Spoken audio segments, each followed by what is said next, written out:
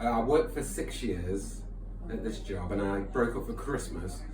After Christmas, my mother threw me out, it was weird. It's because I caught COVID before Christmas. I didn't contact her for a week.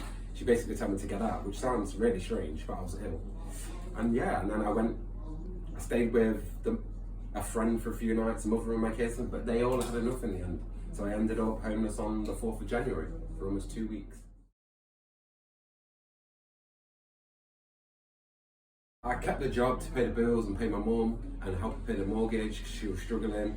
I don't think I was happy. I wouldn't say I was happy. I feel like I have a bit more, I appreciate things more now, and not having social media and stuff, I feel better. I've had anxiety and depression, and now I feel like why? Do you know what I mean? Like, you appreciate everything now, so it's better.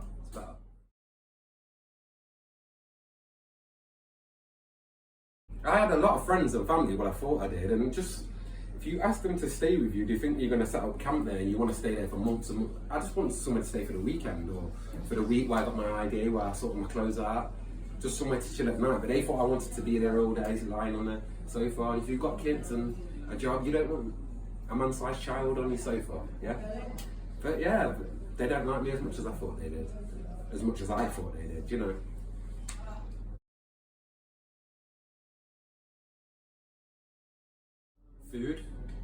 Food was the main thing, food and fluid.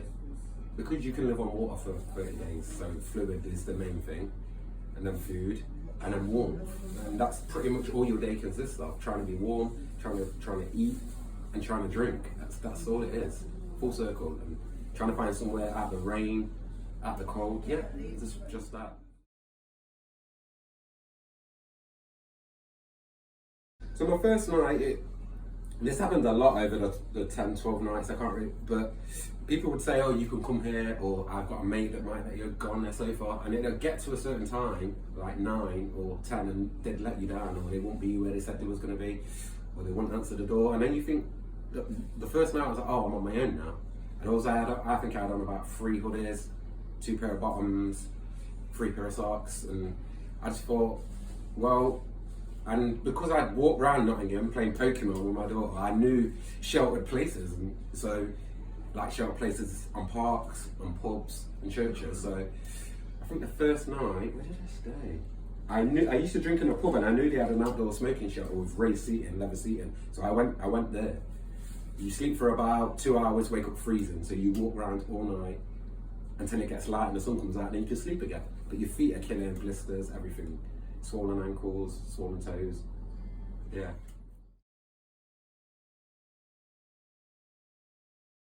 I did get down, like really, really down at times, like thinking, oh, I'm on my own again tonight, and it's dark, and there's weird people, a lot of weird people out there, you know, a lot of weird people, but yeah, it's scary as well. You bed down somewhere, you hear footsteps, and you just get up and go, or you're cold, you get up and go, so yeah, it's scary as well, lonely and scary, yeah.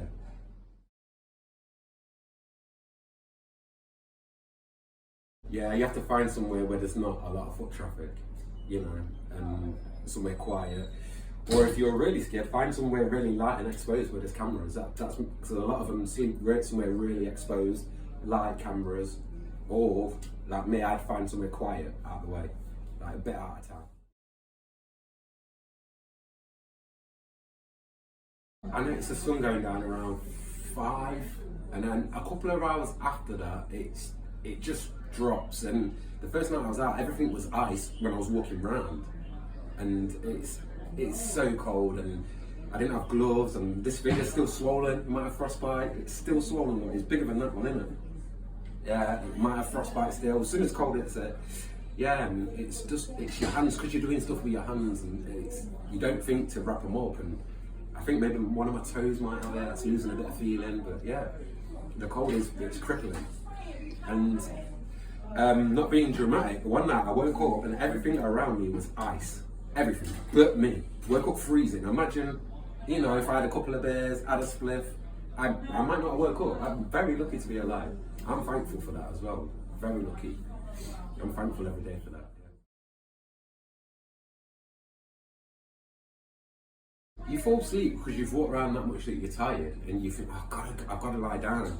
You lie down, and like I say, you just wake up freezing, and you think, I can't go back to sleep, I'm that cold. So I just walk around all night until it got light, or I'd go sleep on a tram. The ticket inspectors go off because I had no money. I think they go off about 9. So I'd sit on a tram, catch it all the way from one end to the other and go sleep on it. Get off, walk around, sleep for a few hours, wake up before sunrise, and then walk around till sunrise and then fall asleep again in the sun. So it was a couple of hours there and there, you know, half an hour on a tram, a couple of hours there. But falling asleep in the sun at the warmest part of the day is the best, it's the safest. I'm quite sociable, not having a phone and not talking to no one or whatever. I thought, I must be losing it, like, I must be losing it, but I'm talking to strangers or coming here and waffle to you. I waffled to you for ages, and I thought I might be losing it, but I don't know. I think I'm all right. It's made me more open to people and not be so anxious around strangers. Because everyone's anxious about someone on the bus, talking to them, and not everyone's out to get you. Or there is bad people, but not everyone's out. Someone just wants to talk to someone. Oh, have a good day. You know what I mean? And a lot of people appreciate that. Yeah.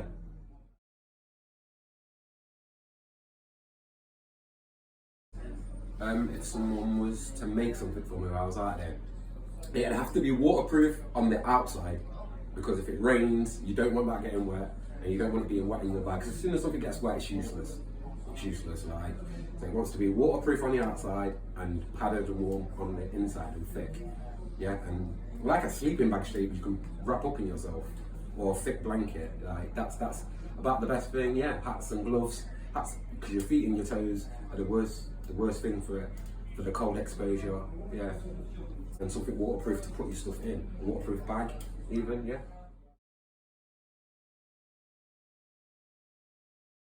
A lot of my stuff got nicked that I put down. The blanket and the sleeping bag could be weighty if you can find somewhere to put it for the day.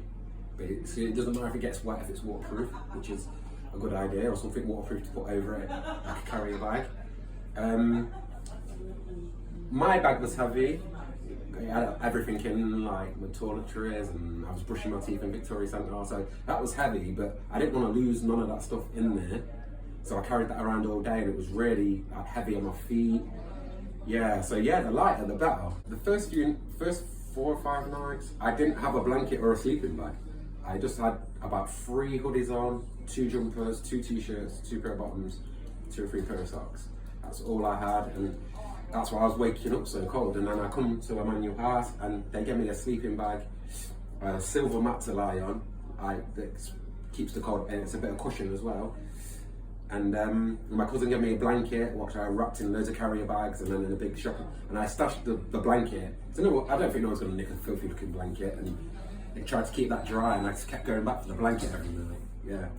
So I carried my sleeping bag all day because I didn't want to lose that and my other stuff. But I'd go for the blanket every night, put it somewhere, sheltered, and go back for it.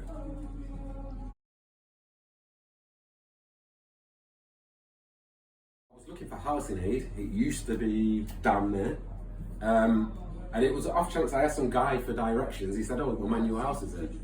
And and then they said go housing aid. I went housing aid. They sent me back here, said you can get warm food, and yeah, I started coming here every morning for a shower, which gave me some routine, and it was warm coffee in the shower in the morning when you've been freezing 90% of the day. You know, it's nice, yeah. Yeah, these gave me fresh clothes and toothpaste, and I was brushing my teeth in Victoria Centre toilets and having a little washing in the morning and popping in there a couple of times a day, because you can eat food up near the toilets, bring food in, and no one bothers you if you don't bother them, so you can sit in there 5 minutes, get warm. But yeah, they sorted me out with new clothes, like a lot of the stuff I'm wearing now, and yeah, they're really good. They're angels, you know, they're angels.